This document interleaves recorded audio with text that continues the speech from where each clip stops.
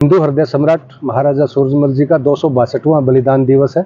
उसके उपलक्ष्य में आप जहाँ जिस प्रांगण में खड़े हैं, ठीक पीछे महाराजा जी की चित्र आपको नजर आ रहा है। इनका अनावरण भी रहेगा।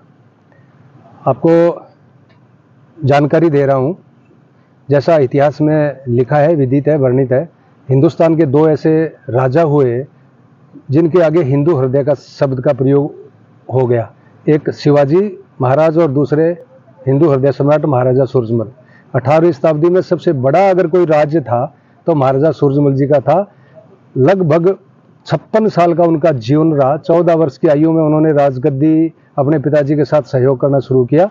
तब से लेकर जब तक उन्होंने बलिदान दिया, दिल्ली के अंदर उनकी लड़ाई हुई और मुगल साम्राज्य की नींव उन्होंने हिलाई, दिल्ली के गेट तोड़े और शाम को जब वो टहल रहे थे तो झाड़ियों से उनके ऊपर वार किया गया। पीठ पीछे उनके वार हुआ, वहाँ उनको शहीद होना पड़ा। इसलिए ये शहीदी दिवस पूरे भारत में समाज और भिन्न भिन्न समाजों के द्वारा मनाया जा रहा है।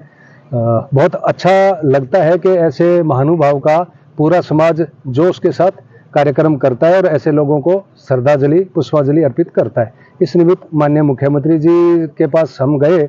ये फुलका गांव की पंचायत और भारतीय जाट विकास मंच के पदाधिकारी, तो मुख्यमंत्री जी ने सहज स्वीकार किया और ये कहा कि महाराजा सूरजमल जी समरस समाज की कल्पना करते थे। उसके निमित्त ही अगर सिरसा जिले में ऐसे युवा साथी जो एक भारतीय जाट विकास नाम की संस्था के बैनर पे इस तरह का अच्छा काम करते हैं तो मैं अवश्य ही आऊँगा, चाहे मौसम और चाहे कुछ और परिस्थितियाँ रहे।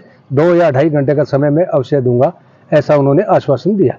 ये कोई व्यक्तिगत हित के लिए कार्यक्रम नहीं हो रहा, ना कोई राजनीतिक क्षेत्र का विषय इसमें रखा जा रहा। एक समाज के एक अग्रिम व्यक्ति जिन्होंने अपना सर्वस्व न्यौछावर किया, जिन्होंने 80 लड़ाइयां लड़ी, मुगलों से टैक्स लिया और मुगलों से टैक्स ही नहीं लिया, उन पर चुंगी लगाई।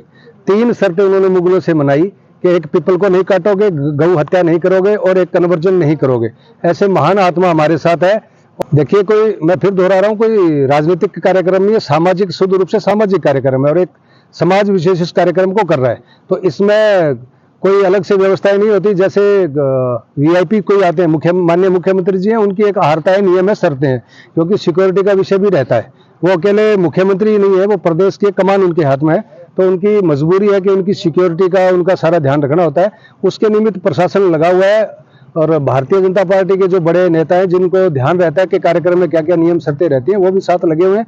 उनके हिसाब से हम उनके पैरामीटर पे ये काम कर रहे हैं। हाँ, निश्चित रूप से समाज और फूलका गांव अपनी जेब से सारा खर्चा लगा के कार्यक्रम कर रहा है। प्रशासन का इसमें कोई रोल नहीं है, कहीं भी प्रशासन का कोई काम नहीं है, ना कोई भारतीय जनता पार्टी का इसमें रोल है। इस शुद्ध रूप से समाज का एक कार्यक्रम है और समाज के नाते ये कार्यक्रम हो रहा है।